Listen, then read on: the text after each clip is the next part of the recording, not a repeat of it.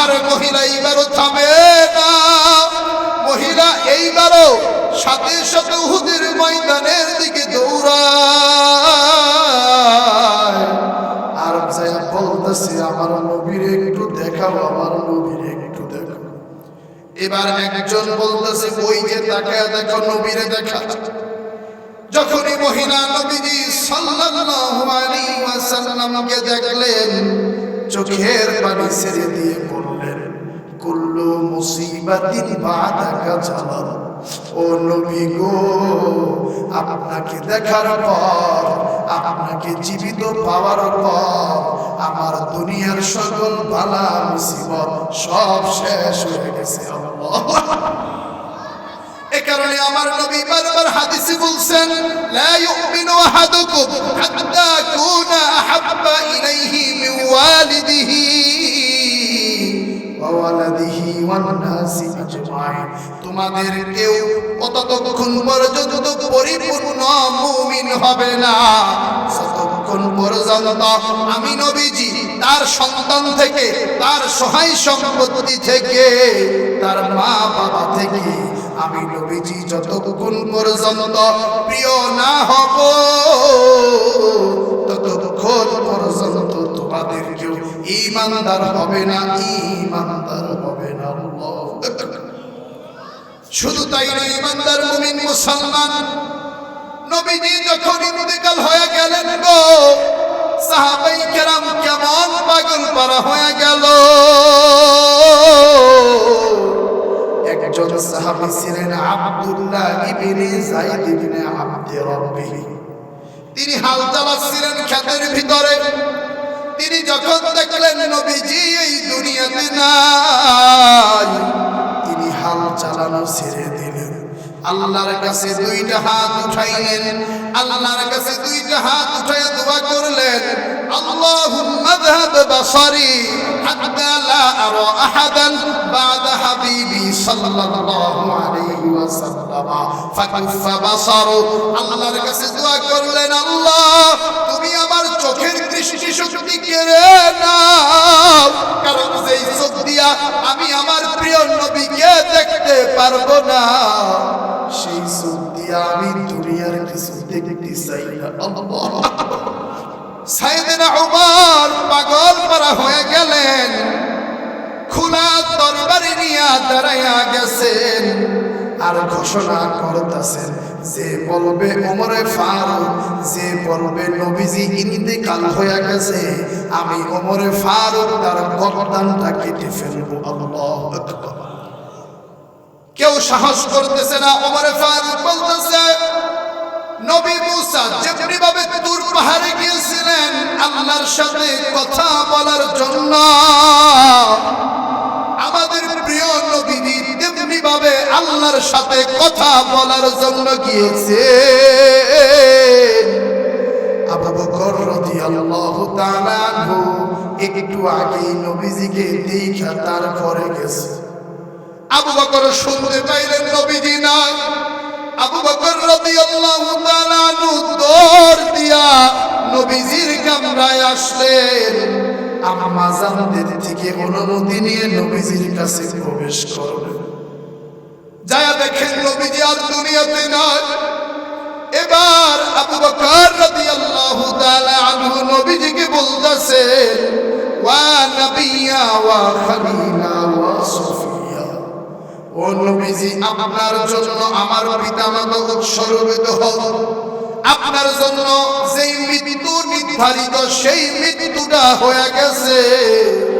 অনেকে মনে করে, হুজুর এই আমলগুলো এত সুন্দর করে করলে কি আসলে জান্নাত পাবো? বা আমরা তো করতেও পারি না বাবা। আল্লাহর ওলি হওয়ার জন্য, ইবাদতের ক্ষেত্রে উন্নতি করে আল্লাহর কাছে প্রিয় পাত্র হওয়ার জন্য আলেম হওয়া লাগে না, বড় কিছু হওয়া লাগে না। ইমানটা খাঁটির সাথে শুধুমাত্র আমলটা পরিপূর্ণ করলেই হয়ে যায়। সুবহান। এ বাবা, এই কারণে আপনাদেরকে জানাতে দেয়, উলামায়ে হিন্দা সন্দারবাজির ভিতরে ঘটনা উল্লেখিত হয়েছে। দেখেন রে বাবা, আলেম না হয়েও একজন মানুষ কত বড় ইবাদত পূজার বান্দা হতে পারে। এখনো দিল্লির কুতুব মিনার জান্নাতে দাঁড়িয়ে আছে খাজা কুতুবউদ্দিন মুখতিয়ার কাকি রাহমাতুল্লাহি আলাইহি। তিনি যখন মুমূর্ষু অবস্থায়, তিনি যখন অসুস্থ অবস্থায়, তিনি তার খোলাফাদেরকে ডাকলেন, তিনি তার সন্তানদেরকে ডাকলেন।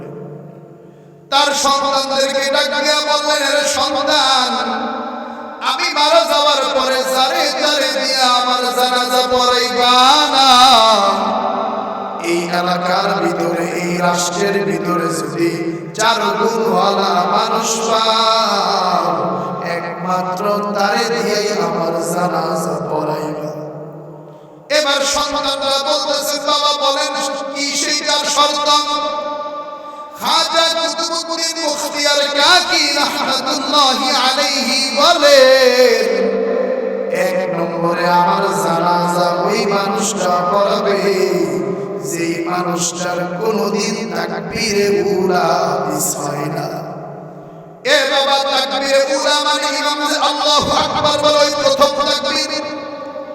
2 নম্বরে আমার জানাজা ওই মানুষটা পড়াবে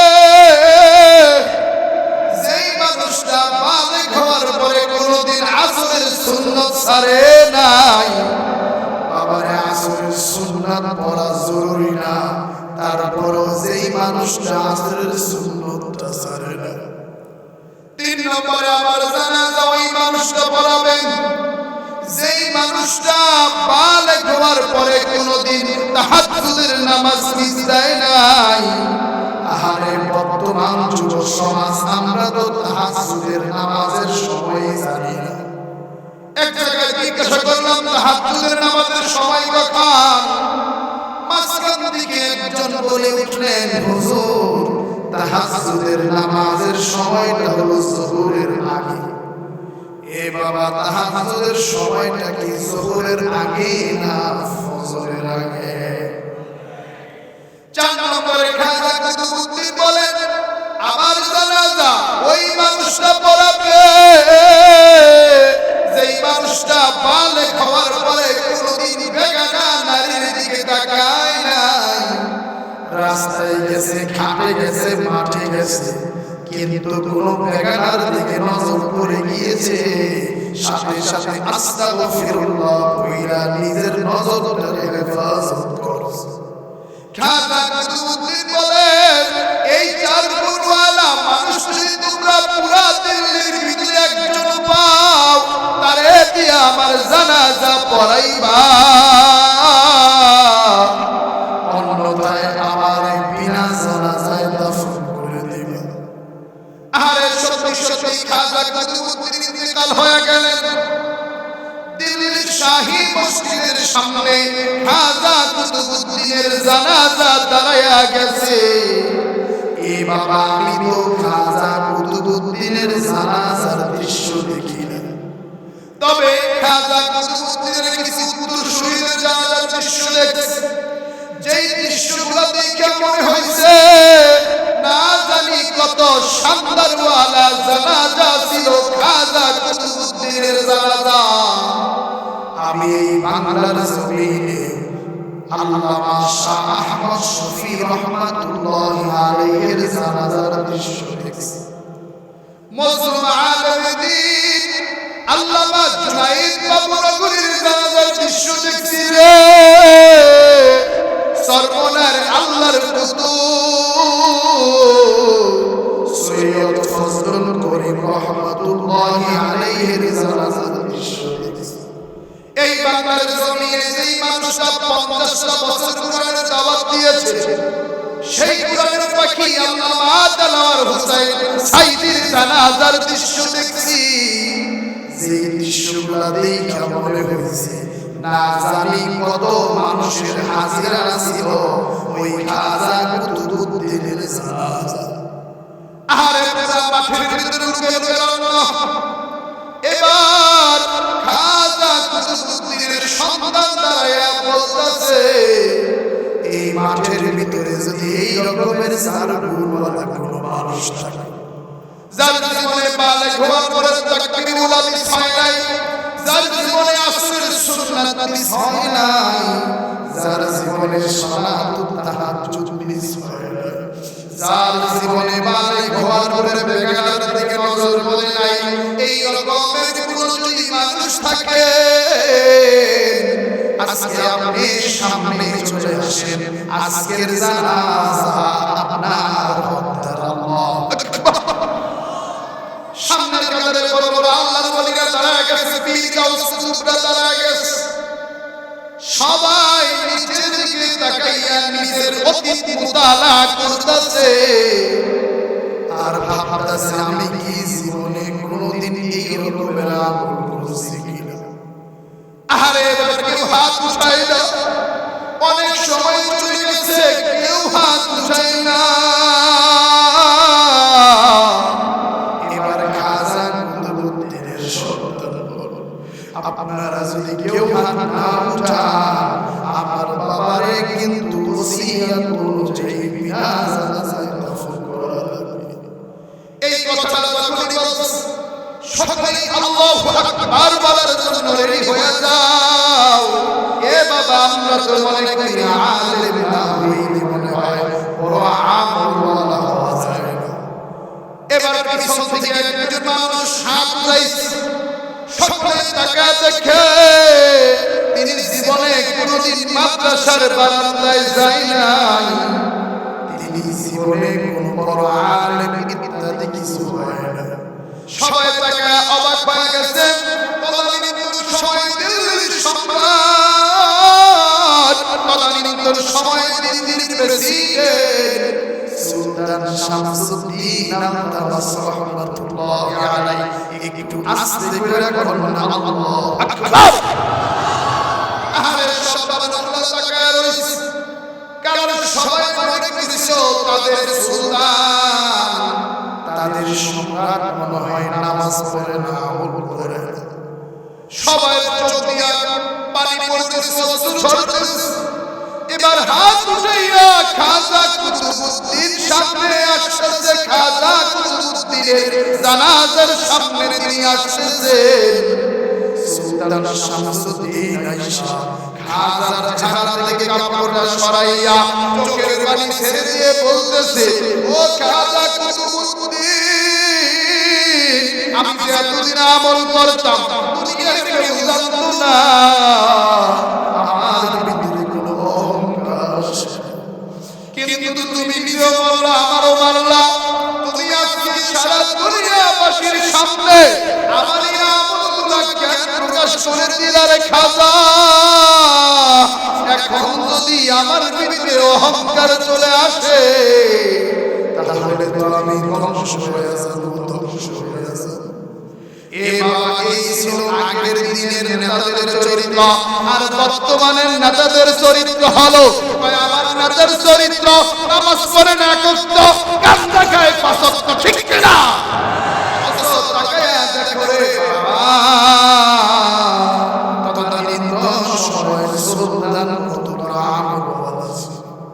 এই কারণে বাবা কখনো মন খারাপ করতে পারবা না, হয়তো ছোটকালে বেশি আমল শিখতে পারো নাই, ছোটকালে মাদ্রাসায় পড়ার সুযোগ হয় নাই, কিন্তু কোনো ভয়ের কোনো কারণ নাই, টেনশনের কোনো কারণ নাই।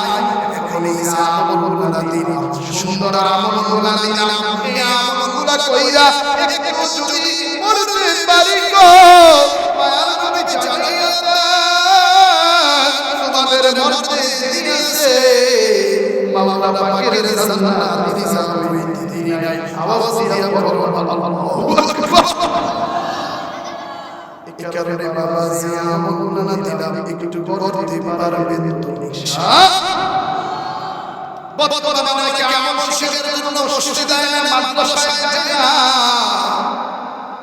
এ বাবা আমল যদি শিখতে হয়, নবীকে যদি চিনতে হয়, আল্লাহ যদি পাইতে হয়, মসজিদে যাইতে হবে, মাদ্রাসায় যাইতে হবে, অথবা হক্কানি আল্লাহর ওলিদের দরবারে যাইতে হবে। কিন্তু বাবা কিছুদিন আগে দেখেছেন বাংলাদেশে একজন বাবু আছে লালন বাবু, বাংলাদেশে একজন ফকির আছে লালন ফকির, তার ওইখানে মাজার হয়েছে, আর ওইখানে প্রতি বছর অনুষ্ঠান হয়। আরে কত মানুষ আল্লাহ পাওয়ার জন্য লালনের দরবারে যায়, সেখানে যাইয়া আল্লাহর নূরের কথা প্রকাশে গাঁজা খাওয়া শিখে আছে, ঠিক কি না রাসূলুল্লাহ? অথচ এই বরিশালের ভিতরে এমন কয়েকটা দরবার আছে, চরমনাই দরবার, শান্তিনা দরবার, এই দরবারগুলোতে বড় বড় ধর্ষণকারী, জিনাকারী, ডাকাত, খুনিরা আয়েশা আল্লাহর ওলিতে পরিণত হয়, ঠিক কি না মুসলমান? এই কারণে মাদ্রাসার সাথে সম্পর্ক রাখা লাগবে, নবীজির সাথে মহব্বত তৈরি করতে হবে। এই যে আপনাদের নূরের মদিনা মডেল মাদ্রাসা, এই মাদ্রাসার সাথে সম্মান দিতে হবে, তাহলে দেখবেন ইনশাআল্লাহ আমার আপনার নবীর সাথে মহব্বত লেগে যাবে। সুবহানাল্লাহ। এই কারণে আল্লাহ রাব্বুল আলামিন একটা তেলাওয়াত করেছেন। আল্লাহ বলেন, কুল ইন কুনতুম তুহিব্বুনাল্লাহ ফাত্তাবিউনি ইউহিব্বুকুমুল্লাহ ওয়া ইয়াগফির লাকুম যুনুবাকুম ওয়াল্লাহু গফুরুর রাহিম। আল্লাহ জানে যদি আমি আল্লাহর মহব্বত করতে চাও, তাহলে নবীর অনুসরণ করো, নবীর অনুসরণ করো। আল্লাহ বলেন, তোমরা যদি নবীকে মানো, তোমরা যদি নবীর অনুসরণ করো, আল্লাহ রাব্বুল আলামিন তোমাদের গুনাহ খাতা মাফ করে দেবেন। সুবহানাল্লাহ। এরপরে নবীজির একটা হাদিস তেলাওয়াত করেছি, হাদিসের অর্থ হইল, নবী বলেন, মান আহাব্বা সুন্নতি, নবীকে ভালোবাসার মানদণ্ড হইল নবীর সুন্নাতকে ভালোবাসা। আমি মুখের ভিতরে বললাম নবীকে মানি, নবীজির ঈদ মিলাদুন নবী পালন করি বিরিয়ানি খাইয়া, কিন্তু আমার মুখের ভিতরে নবীজির সুন্নাত নাই, আমার পোশাকের ভিতরে নবীজির সুন্নাত নাই, তাহলে বুঝতে হবে আমি নবীজির আশিক না, আমি টাটকা মুনাফিক না। একারণে নবী বলেন, আহাব্বা সুন্নতি ফাকাদ আহাব্বানি ওয়া মান আহাব্বানি কানা মাই ফিল জান্নাহ। নবীজি বলেন, যে আমার সুন্নাত ভালোবাসে সে আমারে ভালোবাসে, আর যে আমারে ভালোবাসে কাল হাসরের ময়দানে সে আমার সাথে জান্নাতে থাকবে। আল্লাহ। সাহাবায়ে কেরামদের মতো আমাদের নবীকে ভালোবাসা শিখবেন। সাহাবায়ে কেরাম নবীজিকে কেমন ভালোবেসেছে, দুইটা ঘটনা শুনে বুঝবেন রে বাবা।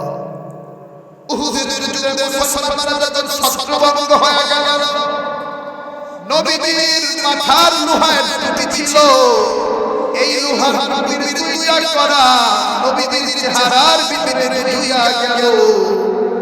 নবীজির এই দুইটা পাহারা করা যখন ঢুকছে, সাইয়েদনা আবু বকর রাদিয়াল্লাহু তাআলা আনহু দেখছে দৌড় দিছে, পাশে আবু উবাইদা ইবনে জাররাহ রাদিয়াল্লাহু তাআলা আনহু তিনিও দেখছে দৌড় দিছে।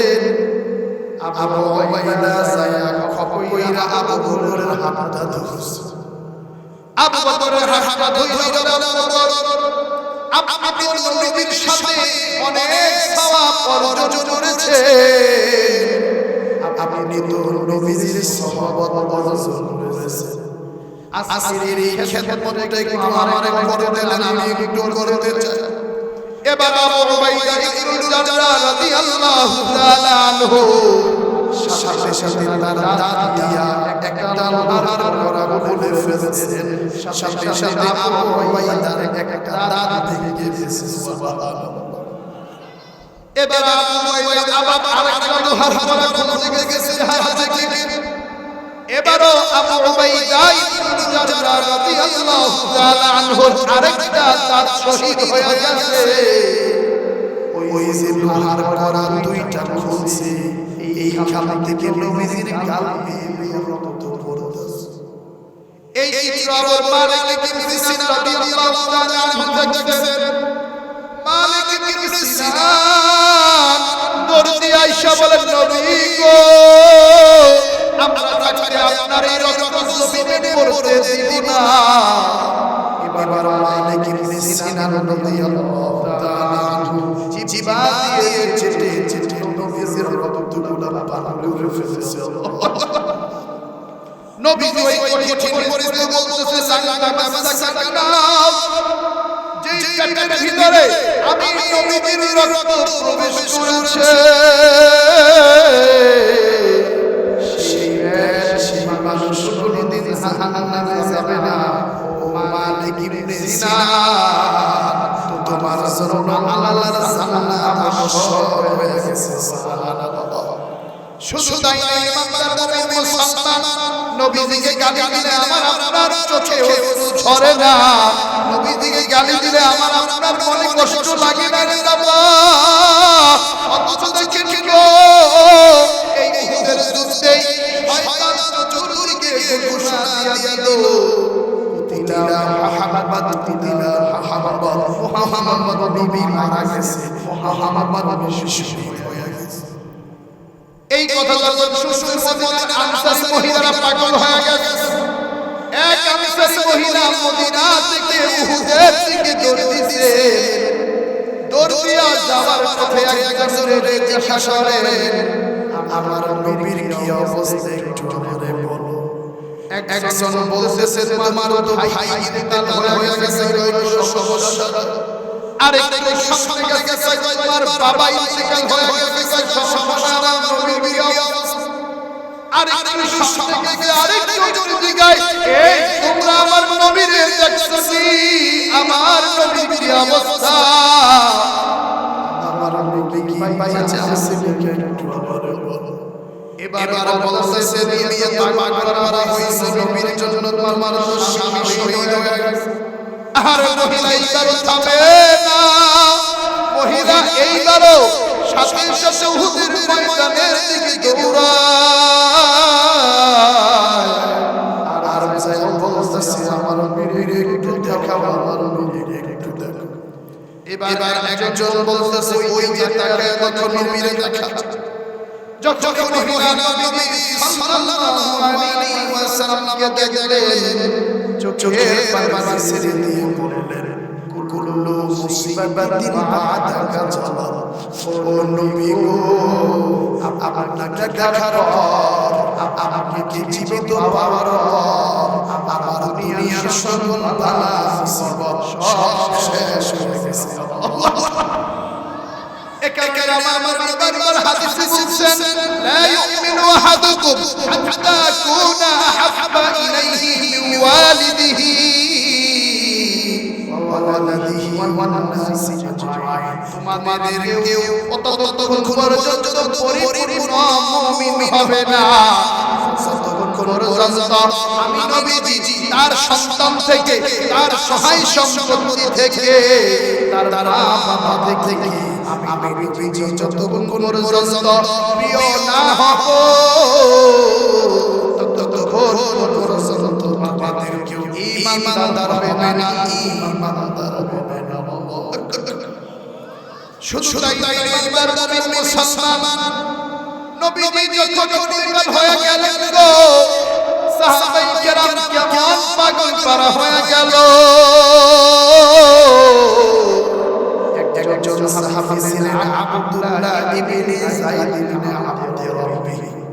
তিনি হাল চালাচ্ছিলেন ক্ষেতের ভিতরে। তিনি যখন দেখলেন নবীজি এই দুনিয়াতে নাই, তিনি হাল চালানো ছেড়ে দিলেন। আল্লাহর কাছে সিজদা উঠাইলেন, আল্লাহর কাছে সিজদা উঠাই দোয়া করলেন, আল্লাহুম্মা যাহাব বাসারি হাত্তা লা আরা আহাদান বা'দা হাবিবি সাল্লাল্লাহু আলাইহি ওয়াসাল্লাম ফাতফা বাসারু। আল্লাহর কাছে দোয়া করলেন, আল্লাহ তুমি আমার চোখের দৃষ্টি দিয়ে দাও, কারণ এই দিয়া আমি আমার প্রিয় নবীকে দেখতে পারবো না। সেই সুরিয়া আমি দুনিয়ার দেখতে চাই। আরো জোরে আওয়াজ দিয়া বলেন আল্লাহু আকবার। সকলে দুইটা হাত উঠান, একটু হাত উঠান, হাত উঠান, নারায়ে তাকবীর।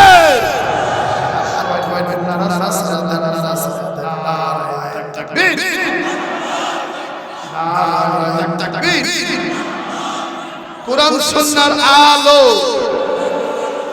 দিলে দিলে জালো। কারণ এটা আপডেট কেন করে দিলাম, কারণ আমরা দেখতে পাই কুরআন সুন্নাহর আলো ঘরে ঘরে জ্বালাইতে যাইয়া মাঝে মধ্যে সংসদ থেকে আমার কুরআনের বিরুদ্ধে কথা হয়, মসজিদের বিরুদ্ধে কথা হয়, নবীর বিরুদ্ধে কথা হয়, মাদ্রাসার বিরুদ্ধে কথা হয়। ঠিক কি না মুসলমান? এই কারণে স্লোগান দিতে হবে কুরআন সুন্নাহর আলো দিলে দিলে জালো। এই দিল যদি এই সোনার বাংলা পেরিয়ে ওই ইউরোপ আমেরিকাও যায়, এই দিল থেকে একটাই স্লোগান বের হবে, নারায়ে তাকবীর, আল্লাহু আকবার। এই দিল থেকে একটাই স্লোগান বের হবে, মুহাম্মাদুর রাসূলুল্লাহ। আল্লাহু আকবার, নারায়ে তাকবীর, নারায়ে তাকবীর। কুরআন সুন্নাহর আলো দিলে দিলে জালো। কুরআন সুন্নাহর আলো দিলে দিলে জালো। মাশাআল্লাহ। আবার একটু আগের মতো শুনতে যদি ফিরে আসছে না, হবে স্বাভাবিক। অনেক সময় শুনতে শুনতে একটু বেশি আসবে, এটা বুঝতে ব্যাপার না, কিন্তু আবার আগের মতো শরীরটাকে চাঙ্গা করে দিয়েছেন। এবার নবী সাল্লাল্লাহু আলাইহি ওয়াসাল্লামের ইন্তিকালের খবর যখন হযরত ওমর রাদিয়াল্লাহু তাআলা আনহু শুনলেন, এ বাবা বেশিক্ষণ কথা বলনা না, এমন কিছু সবক এখনো বাকি রয়ে গেছে, আমি আপনাদেরকে একটু দেখায়া দিতে চাই। নবীজি সাল্লাল্লাহু আলাইহি ওয়াসাল্লামের সুন্নাত আমরা যদি দুনিয়ার সব জায়গায় বাস্তবায়ন করতে পারি গো, তাহলেই দেখবেন আমাদের সংসারের ভিতরে শান্তি আসবে, আমাদের রাষ্ট্রের ভিতরেও শান্তি চলে আসবে ইনশাআল্লাহ। সাইয়েদনা ওমর যখন শুনলেন একজন বলতেছে নবী নাই, সাইয়েদনা ওমর পাগল পারা হয়ে গেলেন, খোলা তরবারি নিয়ে দাঁড়ায়া গেছেন, আর ঘোষণা করতেছেন, যে বলবে ওমরে ফারুক, যে বলবে নবীজি ইন্তেকাল হয়ে গেছে, আমি ওমরে ফারুক তার গর্দানটা কেটে ফেলব। আল্লাহু আকবার। কেউ সাহস করতেছে না। ওমরে ফারুক বলতেছে, নবী মুসা যেভাবে তুর পাহাড়ে গিয়েছিলেন আল্লাহর সাথে কথা বলার জন্য, আমাদের প্রিয় নবী যেভাবে আল্লাহর সাথে কথা বলার জন্য গিয়েছিলেন, আবু বকর রাদিয়াল্লাহু তাআলা একটু আগে নবীজিকে দেখা তারপরে গেছে। আবু বকর শুনতে পাইলেন নবীজি না, আবু বকর রাদিয়াল্লাহু তাআলা দৌড় দিয়া নবীজির কাছে আসলেন, আম্মা জানতেন থেকে অনুমতি নিয়ে নবীজির কাছে প্রবেশ করলেন।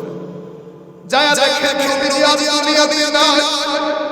এবার আবু বকর রাদিয়াল্লাহু তাআলা আনহু নবীজিকে বলতেছে, ওয়া নাবিয়্যা ওয়া খালিলা ওয়া সফিয়া, ও নবীজি আপনার জন্য আমার পিতামাতা শ্বশুর আপনার জন্য যেই মৃত্যু নির্ধারিত সেই মৃত্যুটা হয়ে গেছে।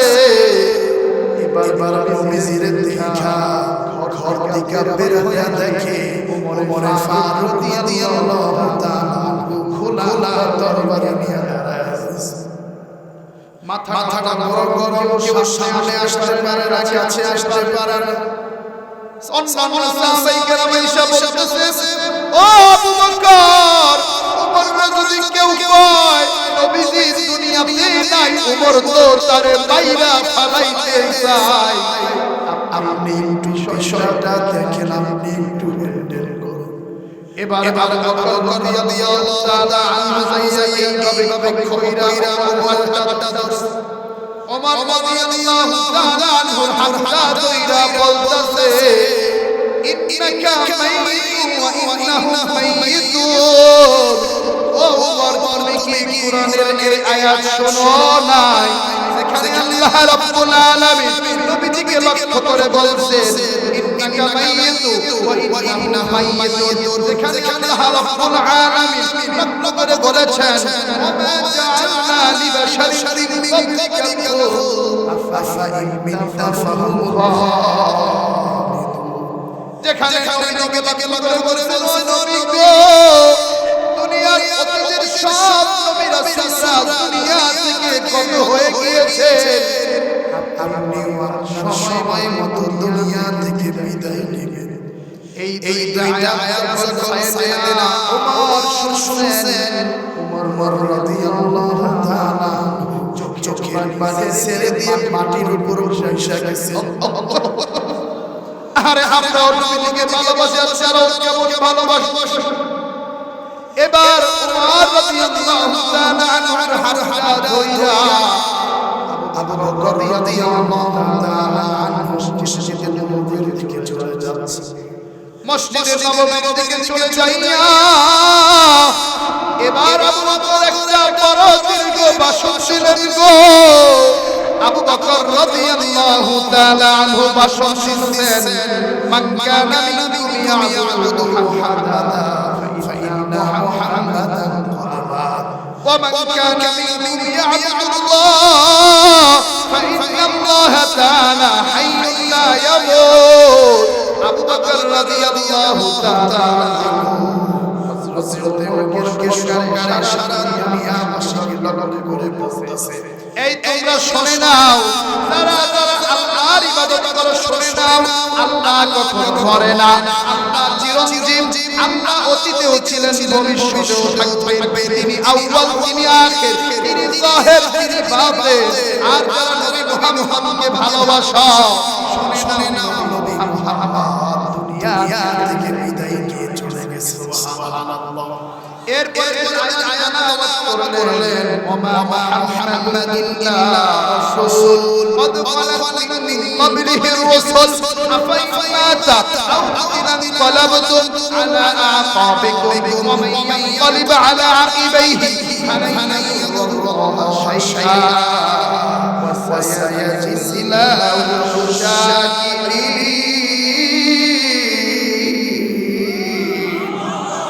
এই আয়াত শুনে ওমর রাদিয়াল্লাহু তাআলা আবু বকরকে বলতেছেন, আবু বকর তুমি আয়াত করেছো, আল্লাহর আলামিন আমার অন্তর কি করে শান্ত করে দিয়েছে। সুবহানাল্লাহ। এই কারণে নবীজিকে মহব্বত করতে চাই কি চাই না, এই কারণে নবী যারা আমাকে মহব্বত করবে এর অর্থ হইল আমার সুন্নাতকে ভালোবাসবে। আজকে দেখেন সমাজের সংসারের ভিতরে শান্তি নাই, কারণ কি রে বাবা, কারণ আমাদের সংসারগুলোতে নবীর কোনো সুন্নাত। আজকে দেখেন আমি আপনাদের সামনে নবী সাল্লাল্লাহু আলাইহি ওয়াসাল্লামের পারিবারিক সব কেমন ছিল, নবীজি সাল্লাল্লাহু পারিবারিক জীবন কেমন ছিল, পয়েন্ট আকারে পাঁচটা পয়েন্টের কথা ধরব। এই পাঁচটা পয়েন্ট যদি আমরা সমাজের ভিতরে বাস্তবায়ন করতে পারি, যদি স্বামী স্ত্রী এই পাঁচটা পয়েন্ট মিলিয়ে সংসারের ভিতরে প্রতিষ্ঠা করতে পারে, তাহলে স্বামী স্ত্রীর ভিতরে ঝগড়া হবে না, সন্তানদের সাথে ঝগড়া হবে না, পরপর দিয়া দিবেন আওয়াজ দিয়া করেন না দিকে। এই কারণে নোয়াখালীর এক আশিক বড় মহব্বত করে ফেলেছিলেন, একটা গজল বলছিলেন, একটু জানতে চান না বাবা, শুনে যদি আমি হাদিয়া দিয়ে ওই ডরাবেন না, আপনার দোয়া দুই তিনবার ভালো হয়ে গেল মাশাআল্লাহ। এখন এসে কোনো সমস্যা যায় না বলে দেখা এখন যাওয়ার সাহস করে না, প্রচুর ফোন আসে আসাম থেকে, ত্রিপুরা থেকে, কলকাতা থেকে, দুইবার গেছিলাম, যেখানে যাই হুজুর যাই করে কবরে হাসরে গাইয়ে আপনার হাদিয়ার কোনো টান হবে না মারহাবা। ইন্ডিয়ান মানুষ নবীর প্রেমে ইশকের বড় পাগল। তো নোয়াখালীর এক আশেক বড় সুন্দর করে গোসল বানাইছে। বিজ্ঞানীদের বিজ্ঞানী আনন্দ বীজ, বিজ্ঞানীদের বিজ্ঞানী আনন্দ বীজ, বিজ্ঞানীরা রকেট করে চাঁদ শেষায়, ওরে আনন্দ বীজ রকেট ছাড়া মিরাজ শরীর যায়। আল্লাহু আকবার। ওরে সেই যুগে কি, ওরে সেই যুগে রকেট এগিয়ে বিজ্ঞানীদের বিজ্ঞানী আনন্দ বীজ। সবাই বলেন না জবানটা, বিজ্ঞানীদের বিজ্ঞানী আনন্দ বীজ। আবু বকর সিদ্দিকের হাতে গাইছে, ওরে আরে নবীর মুখের তুফান হই গেছে। আল্লাহু আকবার। আবু বকর সিদ্দিকের হাতে গাইছে, ওরে আরে নবীর মুখের তুফান হই গেছে। ওরে সেই যুগে কি, ওরে সেই যুগে কি মেসেজ ছিল বিজ্ঞানীদের বিজ্ঞানী আনন্দ বীজ, বিজ্ঞানীদের বিজ্ঞানী আনন্দ বীজ। এরকম একটা নবী, এরকম একটা নবী খুঁজে পাইনি। বিজ্ঞানীদের বিজ্ঞানী আনন্দ বীজ, বিজ্ঞানীদের বিজ্ঞানী আনন্দ বীজ। আসলে এটা সত্য না মিথ্যা? গজলটা কি সত্য না? আল্লাহু আকবার। তো নবীজি সাল্লাল্লাহু আলাইহি ওয়াসাল্লামের ফরমানগুলো ওই ফরমানগুলো বইলা আমি আগে মুনাজাতের দিকে চলে যাব ইনশাআল্লাহ। দেখেন নবী সাল্লাল্লাহু আলাইহি ওয়াসাল্লাম সাংসারিক জীবন নবী কেমন ছিল। একবার সাংসারিক জীবনে পারিবারিক জীবনে যদি শান্তি প্রতিষ্ঠা করতে চাই, এক নম্বর সেটা হলো স্বামীর ভিতরে 100 মহব্বত থাকা ঠিক কিনা। কিন্তু আমাদের বাচ্চাদের ভিতরে যেইভাবে আমাদের মা বাবাদের ভিতরে যে মহব্বত আছে, দেখবেন দুনিয়ার বর্তমান আমাদের নবপ্রজন্মের ভিতরে এইভাবে মায়া মহব্বত নাই। এ কারণে নবী হাদিসে বলেন, খায়রুকুম লিআহলি ওয়া আনা খায়রুকুম লিআহলি।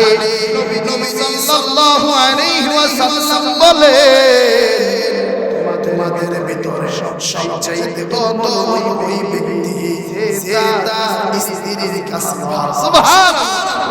এরপরে নবী বলেন, আমি নবী হইলাম আমার সব স্ত্রীর কাছে ভালো। সুবহানাল্লাহ। আমার নবী এত বড় নবী শান, এত বড় নবীর মান, তারপর স্ত্রীদের সাথে কেমন খুনসুটি করতেন দেখেন। মায়ার নবী দুইবার নবীজি সাল্লাল্লাহু আলাইহি ওয়াসাল্লাম আম্মা আয়েশা রাদিয়াল্লাহু তাআলা আনহার সাথে দুইবার দৌড় প্রতিযোগিতা করছে। প্রথমবার দৌড় প্রতিযোগিতায় আম্মা আয়েশা জিতেছেন। আল্লাহু আকবার। নবীজি সাল্লাল্লাহু আলাইহি ওয়াসাল্লাম প্রথমবার বিছানায় হয়ে গেছে। এরপরে আম্মা আয়েশা যখন একটু স্বাস্থ্য বেড়ে গিয়েছিল, তখন আবার একটা মাঠের ভিতরে দৌড় প্রতিযোগিতা করেছেন। এবার আম্মা জান হেরে গিয়েছেন আর প্রিয় নবীজি জিতে গিয়েছেন।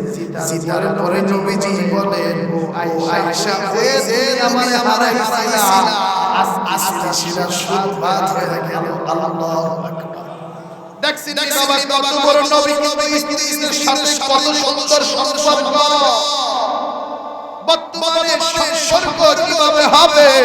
আমরা স্ত্রী থাকার পরেও আরেকজনের বিবির দিকে নজর দেই, আমাদের স্ত্রীরাও আবার আরেকজনের দিকে নজর দেয়। এই কারণে মায়ার নবী তবে বলে, তুই নজরের প্রতি হেফাজত করবা, তুই অনেক বেশি ভালোবাসবা, পর দিয়া দিবেন একজন দিকে।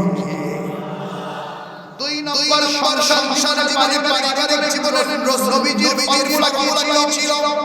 আমরা মনে করি নামাজ, রোজা, হজ, যাকাত এগুলাই শুধু ইসলাম। বাবা, এই শুধু ইসলাম না, ইসলাম আমরা বডির ভিতরে সীমাবদ্ধ করেছি। ইসলাম আমরা শুধু দাঁড়িয়ে ভিতরে সীমাবদ্ধ করেছি, কিন্তু রাজনৈতিক জীবন, রাষ্ট্রীয় জীবন, পারিবারিক জীবন, সব জীবনের মধ্যে ইসলামী নবীজি সাল্লাল্লাহু আলাইহি ওয়াসাল্লামের আদর্শ আছে। সেই আদর্শগুলো আমরা যদি বাস্তবায়ন করতে পারি গো, তাহলে দেখবেন আমাদের শারীরিক জীবনের ভিতরে শান্তি চলে আসবে। আল্লাহু আকবার। আসেন অতিথিগণ, আসসালামু আলাইকুম। সকলে আসেন। নবীজি সাল্লাল্লাহু আলাইহি ওয়াসাল্লাম বলেন, ইন্নামাল আমালু বিল-খাওয়াতিম, সব ভালো তা। এই কারণে আসেন আখিরি ইবাদত হবে। আমরা সকলেই নবীজি সাল্লাল্লাহু আলাইহি ওয়াসাল্লামের হাদিস কথাগুলো করে তারপরে ইনশাআল্লাহ আবার একটা পরীক্ষা নেব। ওই যে শুরুতে আপনাদেরকে বলেছিলাম সেগুলো আমরা তাকরার করার কারণ তাকরার ফিল কলব ওয়া যাকির ফাইন্না যিকরা মুমিনিন। আল্লাহ বলে একটা জিনিস আলোচনা করো, বারবার আলোচনা করো, বারবার আলোচনা করলে করে দেন একজনকে। দুই নম্বরে নবী সাল্লাল্লাহু আলাইহি ওয়াসাল্লামের সংসারে পারিবারিক জীবনে শান্তি প্রতিষ্ঠা করার নবীজির ফরমান হচ্ছে কথায় দেওয়া যাবে। সামান্য রাগ ইত্যাদি হয়, তখনই দেখা যায় স্ত্রীর সুষ্টি ধরে তাড়িয়ে দেয়, আছে না? এগুলা বুঝের অভাব। এরপরে উলামায়ে কেরামের কাছে আসে, তিয়ানি কেরামের কাছে আসে, হুজুর আমি তো রাগের সময় তালাক দিয়ে, এ বাবা রাগ যদি নিজে মাথা দিয়ে কেটে যাবে কি যাবে? তো এরকম তালাক ইত্যাদি যদি আমরা শব্দ বলে ফেলি, সাথে সাথে তালাক হয়ে যায়। এ কারণে আল্লাহ নবী কি সুন্দর কথা জানায় সূরা নিসায়ের 30 নম্বর আয়াত আল্লাহ জানায় দেন, ওয়াল্লাযীনা তাখাফুনা নুশুজাহুন্না ফাঈদুহুন্না ওয়াহজুরুহুন্না ফিল মাদাজি ওয়াদরিবুহুন্না ওয়া ইন খুশিতুম শিকাকা বাইনিহিমা ফাবআথু হাকামান মিন আহলিহি ওয়া হাকামান মিন আহলিহা। আমার আল্লাহ জানায় দেয়, সংসারের স্বামীর ভিতরে যদি বনাবনি না হয়, তাহলে অশিক্ষিতদের কথায় তালাক দিবা না, বরং চারটা স্টেপ অনুসরণ করবা, চারটা আগে অবলম্বন করবা, এরপরে তোমরা তালাকের দিকে যাবা। এক নম্বর ভাবে স্ত্রীদেরকে উপদেশ দাও, ভালো কথা বলে দেখো তোমার সাথে থাকতে চাই কিনা। দুই নম্বর ওয়াহজুরুহুন্না ফিল মাদাজি, উপদেশেও কাজ হইছে না, তাহলে দেখো তোমরা সুন্দর কইরা বিছানা আলাদা করে দাও। উপদেশেও কাজ হইছে না, ওয়াহজুরুহুন্না ফিল মাদাজি, একজনের থেকে আলাদা ঘুমাও। এবার আলাদা ঘুমানো কাজ হইছে না, ওয়াহজুরুহুন্না। তিন নম্বর স্ত্রীদেরকে আঘাত করা, এই আঘাতের কথা শুনি না যারা ইসলাম দিশে আসে, তারা বলে কোরআনের ভিতরে নারীদের মারার কথা বলা হয়েছে। কতটুকু মারবো সেটা মাহাজন হাদিসে বলে দিয়েছেন। নবীজি বলেন ওয়াদরিবুহুন্না দরবান গায়রা মুবাররাহ, এমন ভাবে মারবা যাতে করে কোনো আঘাত শরীরের ভিতরে দেখা না যায়। তার মানে কি মারবা? শাসনের জন্য হালকা কিছু কথা বাড়িয়ে ওইরকম বাড়ি। এই তিনটাও কাজ হইতেছে না। এরপরে আল্লাহ রাব্বুল আলামিন বলেন, এবার ছেলের বংশের দিকে লোকজন আনো, মেয়ের বাড়িতে যারা আছে তাদের বসো, দেখো মুরব্বিরা আমাদেরকে দিতে পারে কিনা। মুরব্বিরাও বিদায় দিতে না পারে, এবার 5 নম্বর তালাকের দিকে যাও। নবীজি হাদিসে বলেন, সবচেয়ে নিকৃষ্টতম হালালের নাম হচ্ছে তালাক।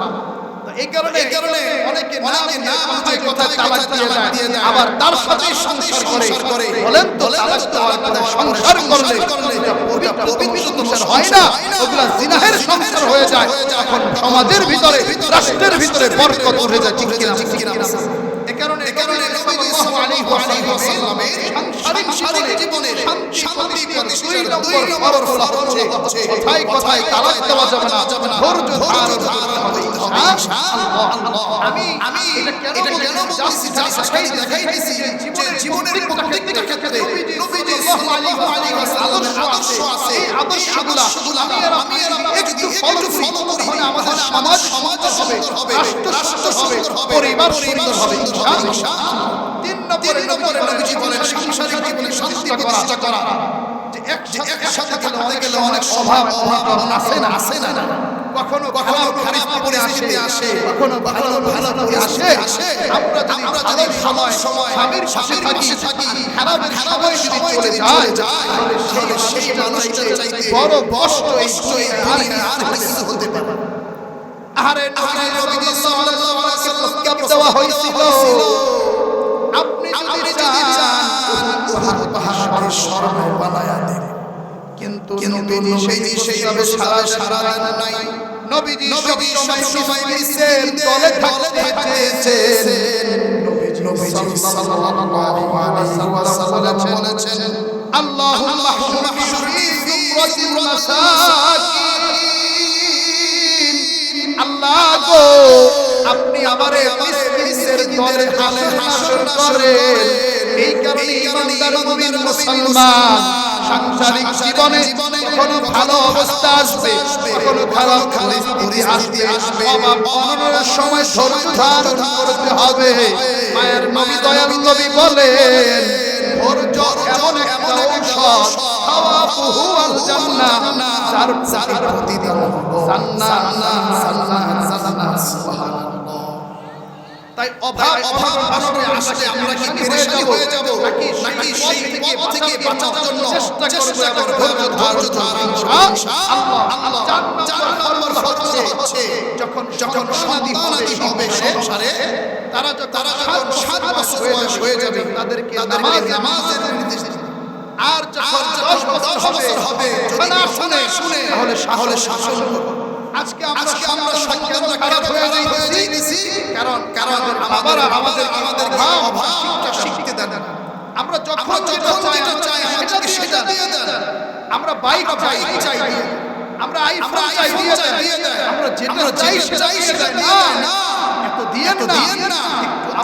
আপনারা যেভাবে কষ্ট করে বড় হয়েছেন, আপনারা যেভাবে দিন-রাত করে আজকে এত কিছু করেছেন, আমাদের কষ্ট চিনতে দেন, আমাদেরকে শাসন করেন, কষ্টটা বুঝতে দেন।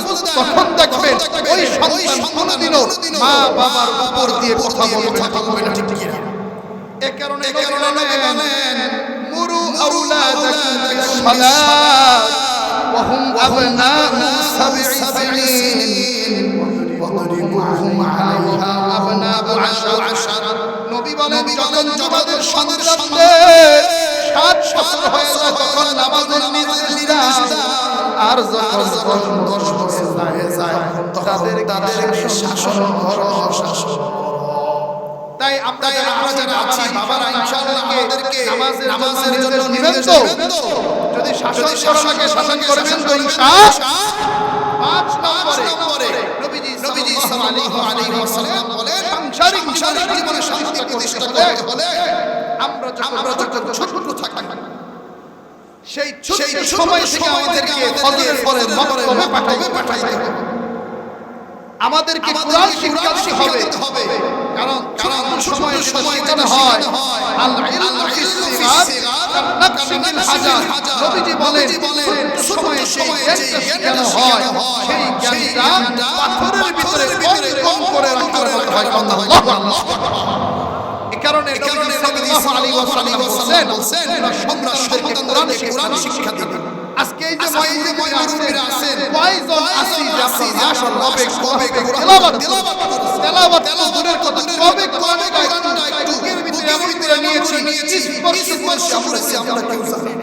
এই কারণে ময়রা হবিরা অনেক চোখে দেখেন না আপনাদের কাছে সন্তান হিসেবে আও দুইটা আগায় দেন আমি একটু হয়ে যাব যে কাল থেকে এই হাওড়া দরবারি মসজিদ আছে আশপাশে মসজিদ আছে আপনারা একটু পড়বেন কোরআনটা না পড়তে পারেন মুখে নিবে চোখে চোখে খাবেন গালে লাগাবেন দেখবেন কেমন আমাদের হৃদয় অনুভব হবে যে জীবনে কোনদিন আপনারা পান নাই কোন আল্লাহু আকবার এই কাজটা করতে পারবেন আলাম তাআলা কারো থেকে বিসমিল্লাহির নাস কষ্ট সূরা এই একদিন শিখে মাদ্রাসায় আসেন তালিবের কাছে বসেন পরে কোরআন মেলেন কোরআনের সাথে আমাদের পুরো সম্পর্ক নাই বিদায় আজকে এত সমস্যায় আমরা জোর এ কারণে নবী সাল্লাল্লাহু আলাইহি ওয়াসাল্লাম সাংসারিক জীবনে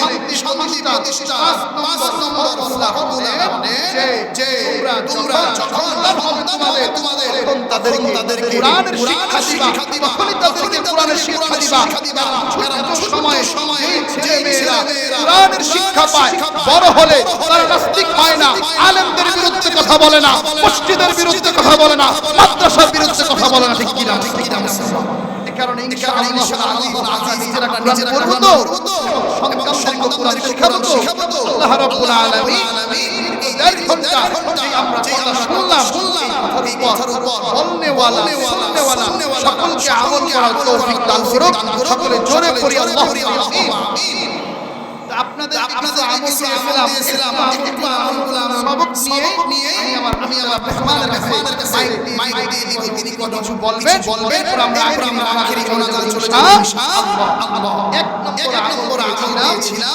নবীজি সাল্লাল্লাহু আলাইহি ওয়াসাল্লাম বলেন যে সন্তান তিনবার পড়বা রাদিতু বিল্লাহি রাব্বা ওয়া বিল ইসলামি দীনা ওয়া মুহাম্মাদিন সাল্লাল্লাহু আলাইহি ওয়াসাল্লাম নাবিয়্যা ওয়া রাসূলা সন্তান কয়বার পড়বা তিনবার নবী বলেন এই আমল আমি তোমাদেরকে জান্নাতে নিয়ে যাব 2 নম্বরে আমল দিয়েছিলাম সব ধরনের চিন্তা থেকে থাকার জন্য নবীজি সন্ধ্যা 7 বার বলেছেন হাসবিয়াল্লাহু লা ইলাহা ইল্লাহু আলাইহি তাওয়াক্কালতু ওয়া হুয়া রাব্বুল আরশিল আযীম 3 নম্বরে নবীজি সাল্লাল্লাহু আলাইহি ওয়াসাল্লাম আমাদেরকে আমল শিখিয়েছেন হঠাৎ থেকে বাঁচার জন্য হঠাৎ হিসাব থেকে বাঁচার জন্য যে ধরনের বড় বিপদ থেকে বাঁচানোর জন্য নবীজি আমল শিখিয়ে দিয়েছেন বিসমিল্লাহি লা ইয়াদুরু মা ইসমিহি শাইউন